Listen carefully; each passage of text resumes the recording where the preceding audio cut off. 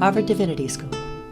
Between Nationalism and Violence, Confessions of a Jewish Ultra-Orthodox Pacifist, January 27th, 2025. Welcome and good evening, students, faculty, staff, honored guests, graduates, and friends of Harvard Divinity School to this evening's session of our series of public online conversations about religion and just peace. My name is David Holland, and I teach American religious history here at HDS. I also currently serve as the Associate Dean for Academic and Faculty Affairs, as well as the Interim Director of Religion and Public Life. It's my distinct privilege to serve as host for our conversations this evening. I'd like to take a moment and to express my gratitude and appreciation to my colleague, Diane Moore, the founding Associate Dean and Director of Religion and Public Life, who's been the intellectual force behind these public conversations generally and behind this year's series in particular. I also want to express my gratitude to my colleague, Professor Shaul Magid, visiting professor of modern Jewish studies at Harvard Divinity School and distinguished fellow of Jewish studies at Dartmouth College. It's a gift to have Professor Magid with us here tonight to have this conversation. And it's a distinct blessing to have him kick off this important series this semester. Before we get further into this evening's event, we pause to acknowledge land and people, affirming that Harvard University and Harvard Divinity School are located on the traditional and ancestral land of the Massachusetts, the original inhabitants of what is now known as Boston and Cambridge. We pay respect to the people of the Massachusetts tribe, past and present, and honor the land itself, which remains sacred to the Massachusetts people, a land which is crucial to everything that we do here at this university. This year's series is part of a recurring set of programs that seek to showcase the work of Harvard Divinity School faculty that has particular relevance for the social challenges and injustices of our present moment. Contrary to sometimes too common perceptions, even scholars whose research focuses on times and places very different from our own are doing scholarship that can meaningfully inform the moral imaginations and political possibilities of our present moment. These events in this series of conversations seek to shine a light on these pressing points of connection. This year's series, beginning tonight, will include conversations with 4 faculty colleagues from 4 different areas of academic expertise, whose research has important things to say about the question of what just peace is and how it relates to this thing that we call religion. Such a topic speaks explicitly to the stated vision of Harvard Divinity School to provide an intellectual home where scholars and professionals from around the globe research and teach the varieties of religion in service of a just world at peace across religious and cultural divides. Tonight's presenter, Professor Shaul Magid, has spent a scholarly lifetime in just that pursuit. Professor Magid is among the foremost scholars of Jewish thought in the United States. With graduate training from Hebrew University, the Shalom Hartman Institute of Jewish Studies, the Seminary of Judaic Studies, and a PhD from Brandeis in Near Eastern and Judaic Studies, he brings profound erudition to his work. And that work is immense. I sometimes smile at the proverbial many articles and books attributed to speakers. But in Professor Magid's case, it is indeed many, including Hasidism on the margin, from metaphysics to Midrash, the Bible, the Talmud, and the New Testament, a biography of Meir Kahane, and most recently, The Necessity of Exile. Professor Magid is also a public-facing intellectual, with many contributions to important conversations beyond the academy, including writings in Religious Dispatches, the Jewish Journal, and the Forward, and more. Here at Harvard Divinity School, Professor Magid has taught on, among other things, Jewish mysticism and Jewish religion and politics in the 20th century. Tonight, he'll be speaking about the space between nationalism and violence and the confessions of a Jewish ultra-Orthodox pacifist. With no further ado, Professor Shaul Magid. Thank you, David, and thank you, Diane, for organizing this, and thank you all for coming out and participating in this important series of conversations. And I have the privilege and the honor to kind of kick it off. So I want to spend about 45 minutes talking to you about a person that most of you have probably never heard of, but he's a person whose voice I think is an important one in this time. And I'll explain a little bit who he is in a moment. And what I'd like to do is to engage a few texts of his. I'll share screen in a few minutes, juxtaposed to two other people who many of you probably have heard of, Ernst Renan and his famous 1882 essay, What is a Nation? And Hannah Arendt, who penned an essay called Nation States and Democracy that was found in her archives. We don't exactly know what the date is, but it was probably written sometime in the early 1940s. And these figures really are engaging a series of intersecting issues around nationalism, violence, and the changing times that are happening in the last decade of the 19th century up to the time of the rise of Nazism in the 1930s and then the 1940s. So let me begin to just introduce our kind of main figure and then say a few words about just peace. Aaron Shmuel Tamares was a ultra-Orthodox or ultra-traditional rabbi who really lived his entire life in a very small town in Belarus. He lived from 1869 to 1931, which means he lived through the emancipation of the Jews. He lived through the pogroms of the 1880s. He lived through the first Russian Revolution. He lived through the Young Turk Revolution.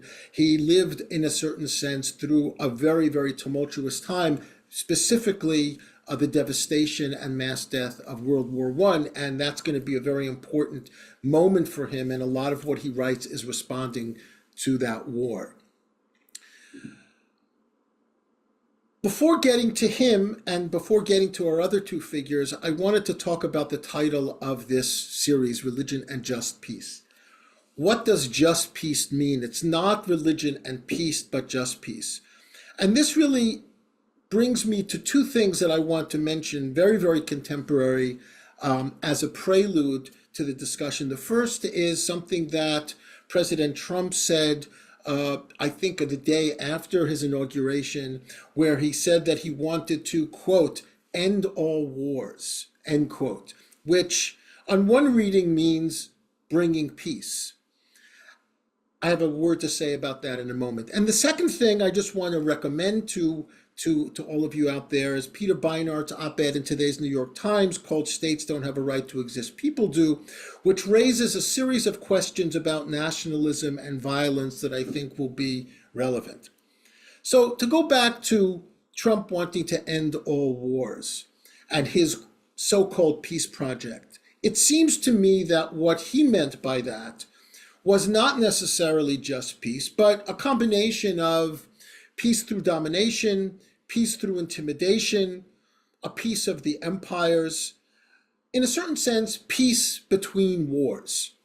And this really reminded me of Immanuel Kant's 1795 essay, Perpetual Peace. And the first sentence in that essay reads as follows. And I want to quote that as a response to Trump's statement. So Kant begins his essay, Perpetual Peace, with the following sentence. No treaty of peace is valid on which is tacitly reserved matter for future war. This is how I really understand this notion of just peace.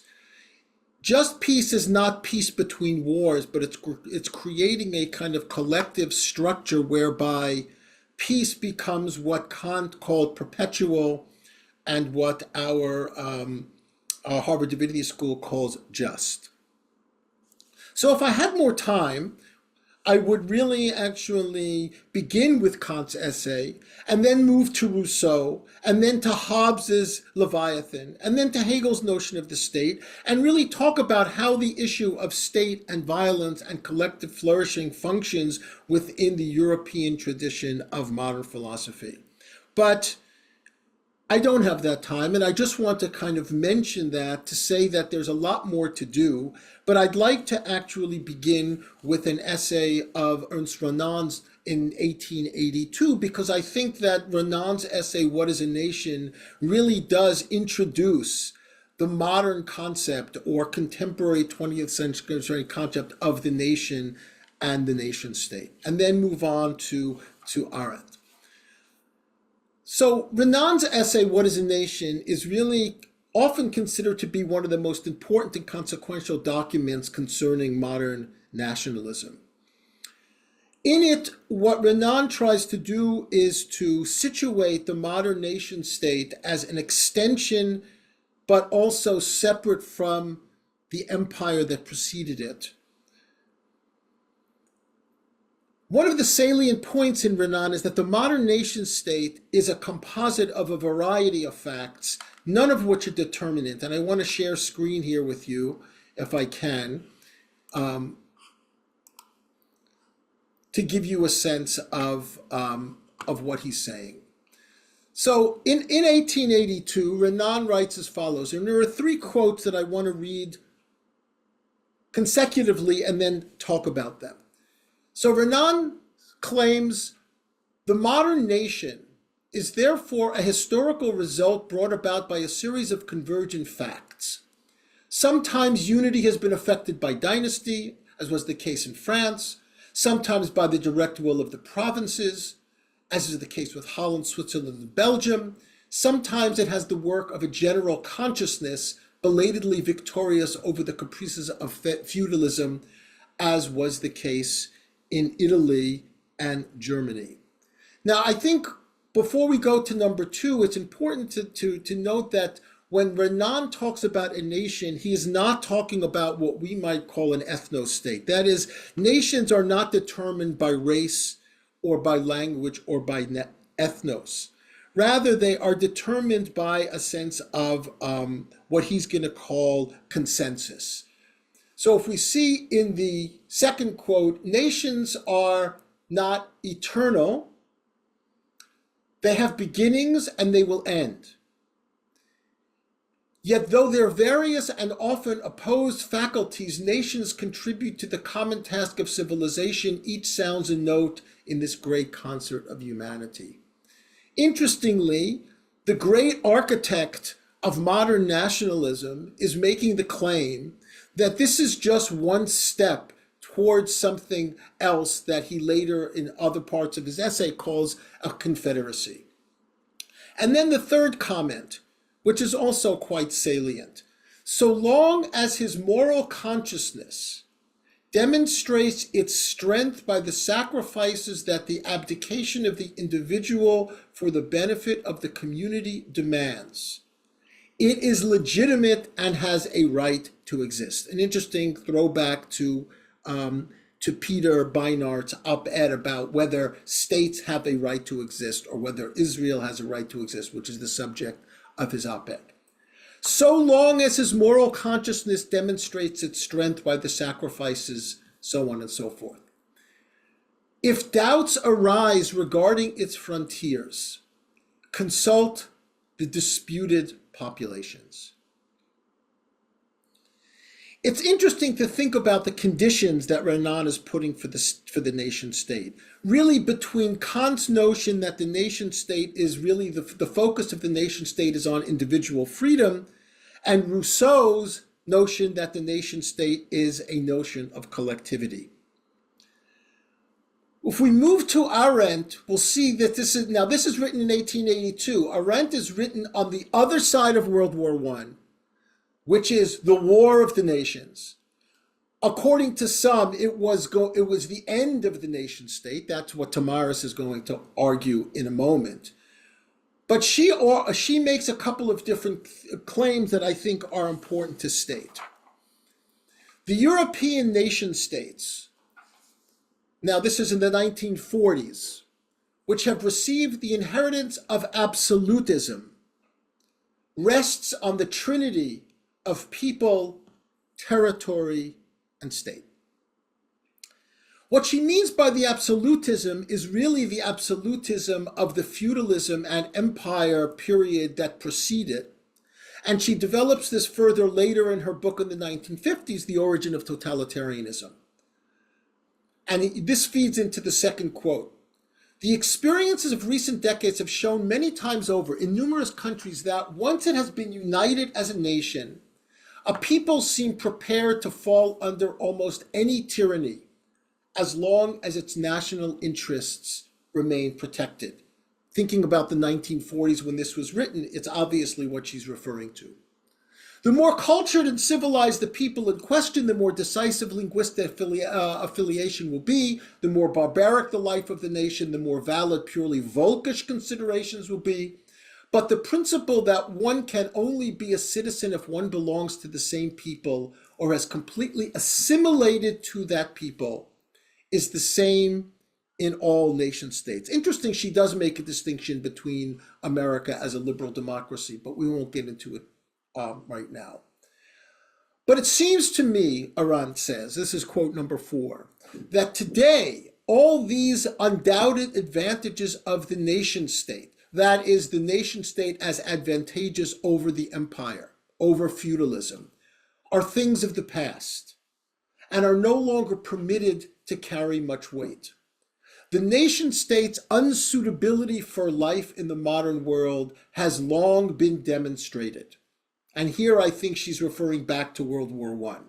And the longer a people cleave to it, the more wickedly and restlessly will the ways in which the nation state and nationalism have been perverted assert themselves.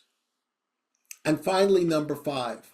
Nationalism, with its egocentric narrow-mindedness, and the nation-state with its fundamental inability to transcend its own borders, may well provide the worst imaginable preconditions for this, that is, taking active responsibility for public affairs. So, in some sense, we're getting the backside of Renan's essay with the optimism that the nation state can serve as a stepping stone from the empire to the Confederacy. After World War I, with the rise of Nazism, Aaron sees that, in fact, that project will fail because it will not provide the necessary protection and security of not only the people that it serves, but the people that are a part of the larger European society. Now, Tamarus probably had read Renan, probably had not read Arendt, but in some way, I think that he is engaging in a similar types of questions and issues. Now, I think that one caveat that I want to kind of introduce here in terms of Renan is that, of kind of Tamarus, is that Tamarus is living a fully insular Jewish life, meaning that he doesn't really have the cosmopolitan view of these other thinkers. He doesn't have a universalist view. His interests are the Jews and the Jewish people, and therefore his interest in interrogating and criticizing nationalism is all going to come out around his critique of Zionism, which is a complicated critique, as we'll see. But we'll see that for Tamarus, what concerns him is not nationalism more generally, but rather Jewish nationalism in the form of Zionism that was taking form in the first decades of the 20th century and then later into the 1920s. So he wants to make a distinction between what he considers to be the European nationalism and what he considers to be the true Torah position of liberation. So on the first text in an essay written on liberty in 1906, we read as follows. They seized their freedom at the time of the French Revolution. And by the way, these are my translations. They seized their freedom at the time of the French Revolution by means of barricades and bombs aimed at one despot or another. We, meaning the Jews, on the other hand, strive to achieve our freedom through the enactment of the Seder, by eating matzah, celebrating within family the liberation of the freedom of the Jews from Egypt. Each Jew participating in the ceremony in his own home with his family circle, which is to say that by recalling and reenacting the liberation from Egypt, Tamarus says, we fan within our souls the divine flame of remembrance of God's merciful deeds. Okay, so there's a somewhat of a simplistic juxtaposition between the celebration of freedom through a 21-gun salute, or the celebration of freedom through some kind of act of vengeance, and the freedom that the Jews are mandated to experience through the biblical narrative, which is basically the celebration of liberation through a family gathering and a remembering of servitude and a remembering of the divine promise. He continues in the same essay.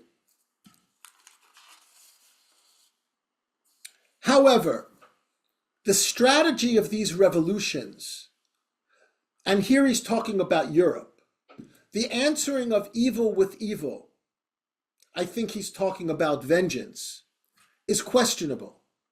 It may succeed, but on the other hand, it is just as likely to aggravate original evil.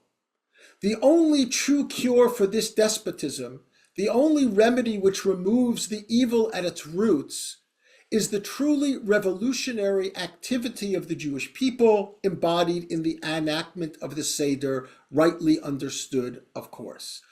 So I think we have to realize that Tamarus is really, in a certain sense, attacking what he considers to be the devastation of the mass deaths of World War I, and at the same time attacking the emerging Zionist movement, which he sees as an absorption of the nationalism of Europe, which can only produce the antithetical result of what actually should be produced according to his understanding of the biblical narrative, which is the celebration of liberation by thanking God, as opposed to the celebration of liberation by destroying one's enemy. So I think there are two things happening. In a certain sense, what his real attack is on the Jewish absorption of nationalism as a form of assimilation, which I'm going to talk about in a minute or two. But I want to move on a little bit to try to get through as much of this to get a sense of what Tamarus is really talking about.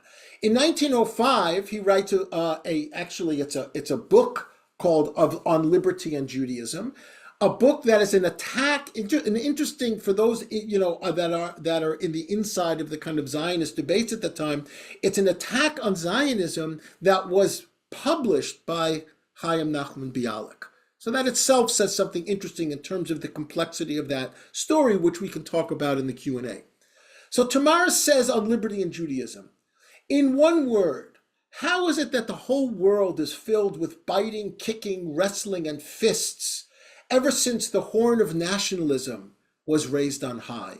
What is this? So again, think of Renan in 1882 and Tamarus in 1905, where the optimism of what nationalism can produce suddenly becomes, in a sense, corrupted through, again, the First Russian Revolution, the Young Turk Rebellion. I mean, Tamarus is watching nationalism begin to show its dark side.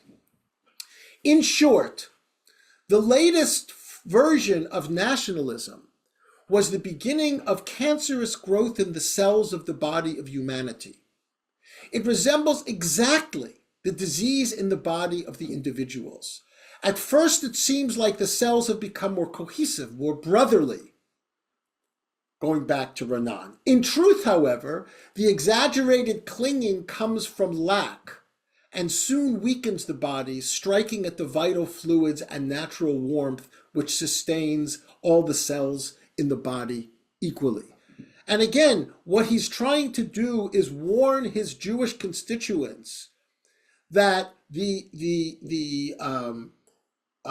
absorbing the nationalist spirit that the Jews were seeing as a solution to the problem of Jewish life in Europe was really a fool's errand.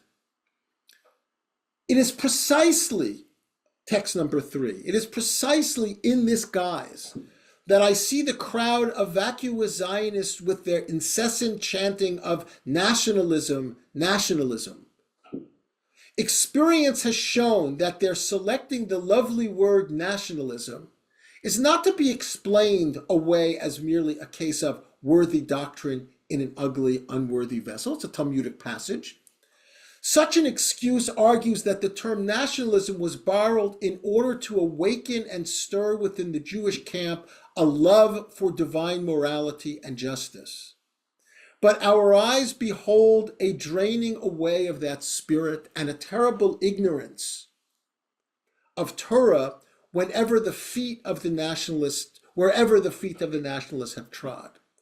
The more they claim nationalism, the more they barbarize the tradition, and the more strongly they establish the spirit of Edom, which in Jewish parlance is really Christianity in this context, within Jewish life.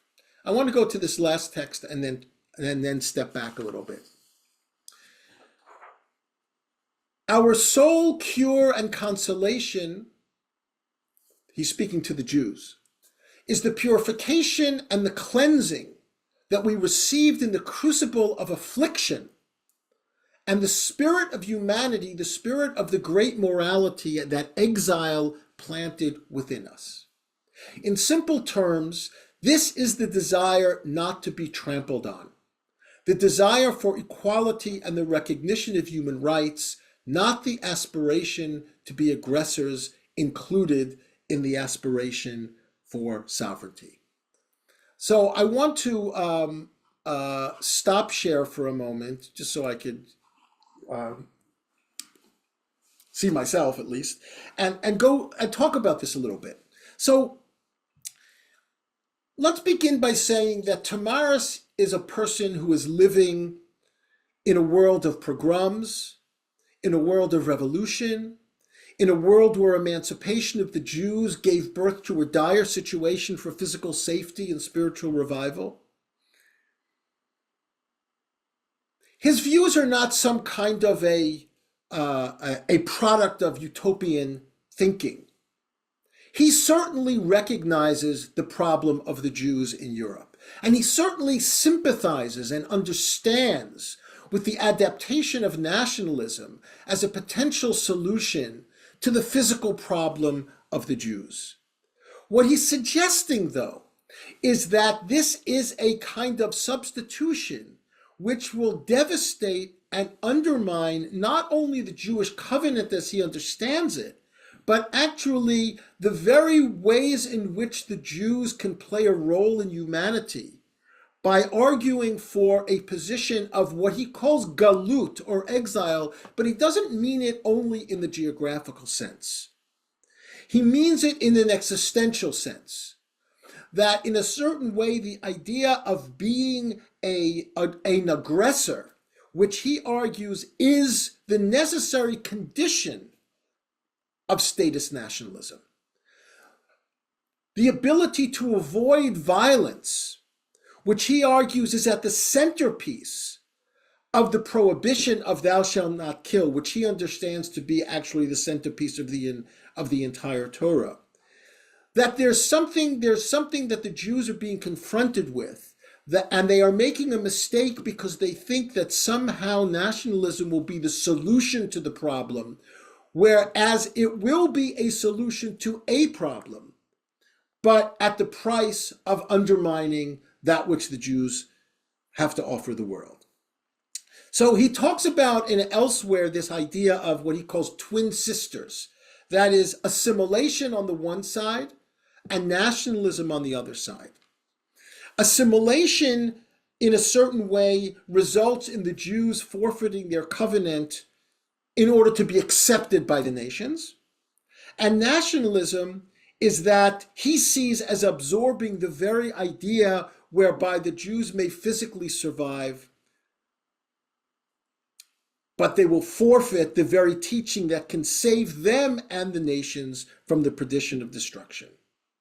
And this becomes exemplified for Tamares in the model of liberation as it is practiced as born in the Exodus of Egypt. Now, for those that know the story of the Exodus of Egypt and the Passover Haggadah will also know that, in fact, there's a lot of vengeance in the Passover Haggadah, or there's a little bit of vengeance there, and Tamares is, of course, aware of that, but he still wants to kind of focus in on this idea that Jews will experience the defeat of their enemies not by celebrating that defeat, but by actually turning toward God, who they feel is the cause of that defeat. So I want to get back to what I think this actually could mean for us, but for a few more minutes, I want to say that for Tamares, the true price, the tragic price of nationalism, as he understands it, is violence. And in a certain sense, he's not really far off from what Arendt writes in the 1940s, as we'll see, and we'll see Yuli Tamir also alludes to in her more recent book. He understands that nationalism for the Jews is a negation of exile. And the negation of exile destroys the very delicate combination of religion and ethics that he believed the Jews had cultivated in their exilic experience. And so, in a certain sense, for Jews to maintain a sense of their covenantal responsibility and ethical sensibilities, that is necessary in order to become what the prophets call a light to the nations. And that, for Tamares, happens within an exilic context. Now, again, I think when we talk about exilic context, he's not talking about only geographically. The problem, in a way, is something that that Peter alludes to in his op-ed piece, and that is the way in which nationalism itself can become idolatry. And this is something that Tamares talks about in his 1921 book. He has this line, I'll say it in Hebrew and then in English, Eretz moledet zu avodah zarah. Homeland is idolatry. Now, he doesn't mean that the concept of homeland itself is idolatry, but the essentialization of homeland and the use of homeland as a tool to rule over others, as a weapon against the rights of others, he claims is idolatry.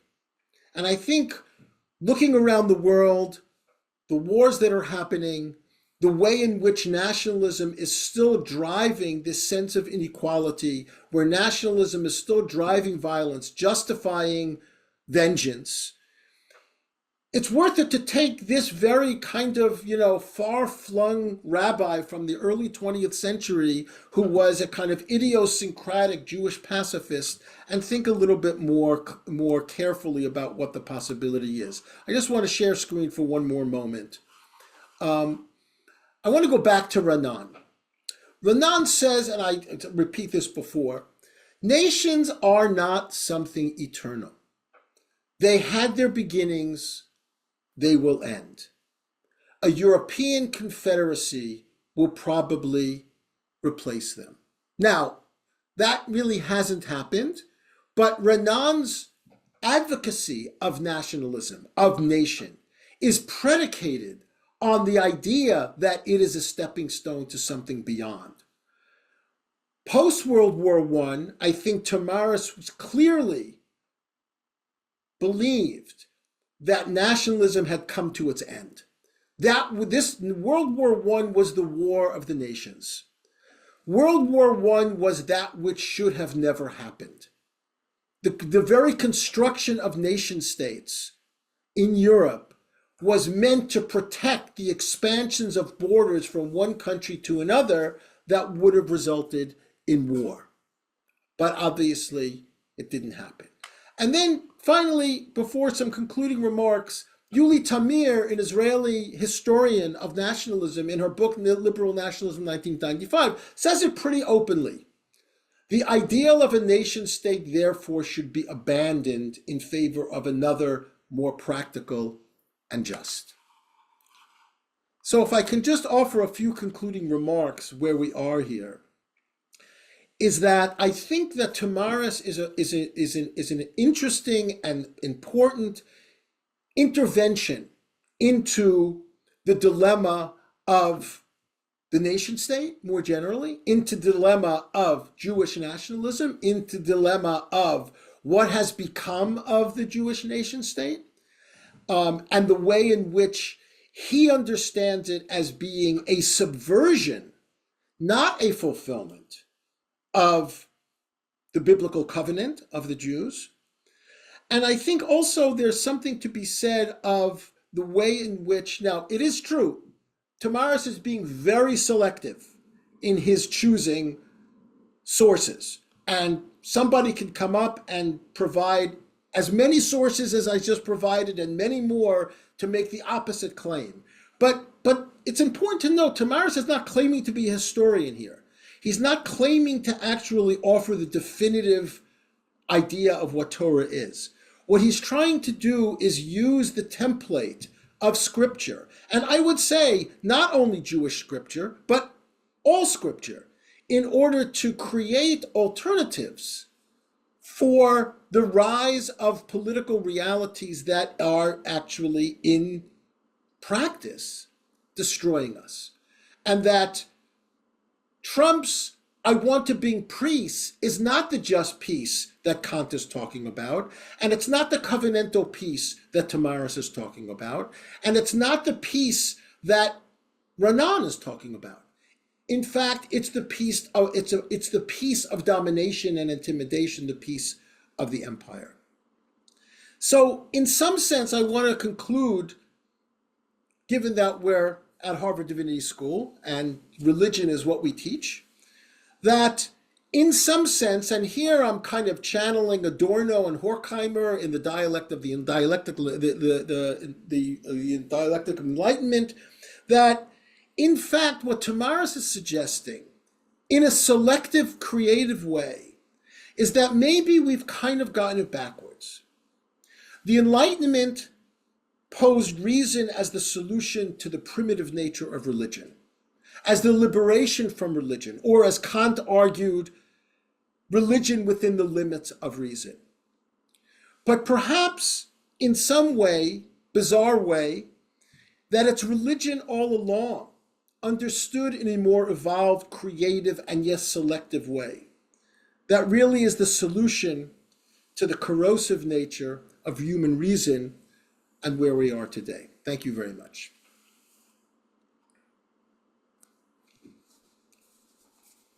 Thank you, Shaul, for this illuminating and engaging and even provocative talk and generative, I think, of what will undoubtedly be a very rich conversation here. We're very grateful to you.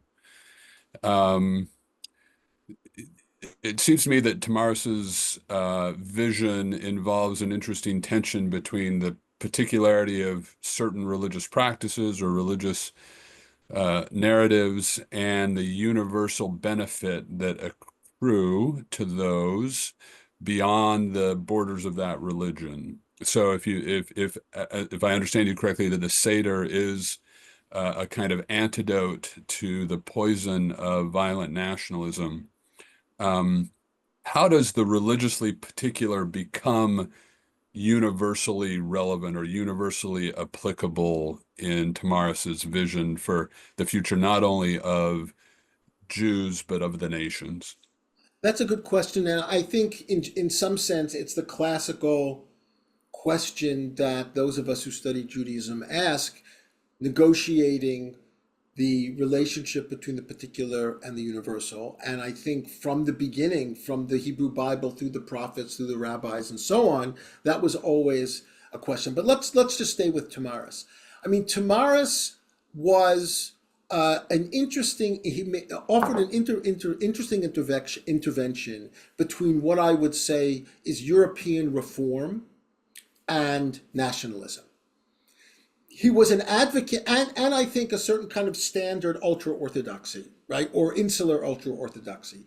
He certainly believed in a strictly Orthodox rendering of the covenant, but he believed that that covenantal life, the life of Torah and mitzvot and so on and so forth, that covenantal life not only sustains the Jew, but offers an alternative. It's kind of a Judaism as counterculture.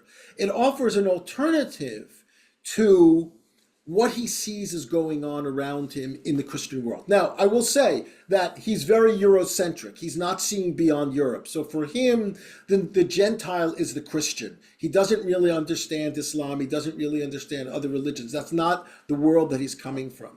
And I think that he sees that in a certain sense, Torah can be a corrective to the development of human society if the Jews are willing to actually refrain from the inclination to assimilate, either through integration or through, in this case, nationalism.